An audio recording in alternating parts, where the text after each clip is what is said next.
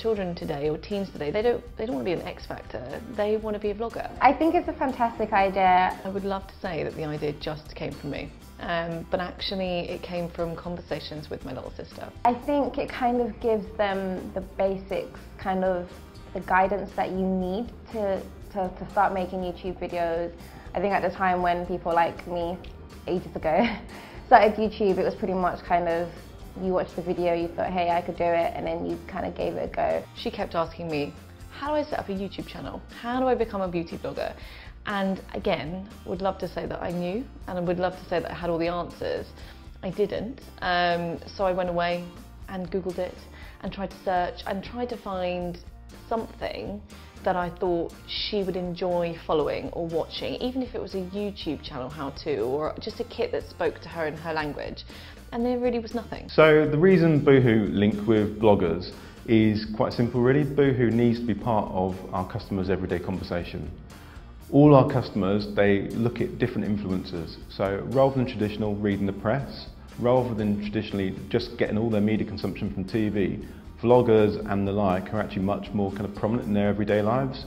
They look at it as they go into school, college, work, and as soon as they get home, they're straight on them again, and they're really getting their inspiration and influences from these vloggers. I feel like in terms of brands reaching the people that they need to reach, I feel like the days when celebrity endorsements, you know, worked really well have gone, that they don't really work anymore in terms of people my age.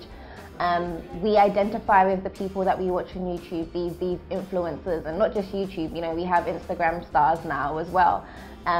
I'm more likely to kind of watch a video from a peer that I, you know, trust and I don't know, almost adore and idolize the same way that, you know, a few years ago I might have done for celebrity. And I think any brand that isn't really tapping onto that is making a huge mistake. We identified a gap, which was exciting. But of course we then had to start looking at the research, and we found it was astounding. 33% of kids in the UK have tried to set up a YouTube channel or have tried to broadcast content from YouTube, and so we knew that there was a real demand for it. But we also knew that they probably wouldn't want to hear from us or me, even though I'd love to think that. So we realised they'd want to hear from the creators themselves. So it really, really is important. If we want to be kind of seen as part of a social generation, then we need to be part of that. So we have to be really, really careful who we select as well. We can't just go out there and go with the biggest bloggers with the biggest following. We have to be really, really careful that we're relevant and we can be in there in a credible way. We set about trying to find or assemble a network of vloggers and creators that we could create content with.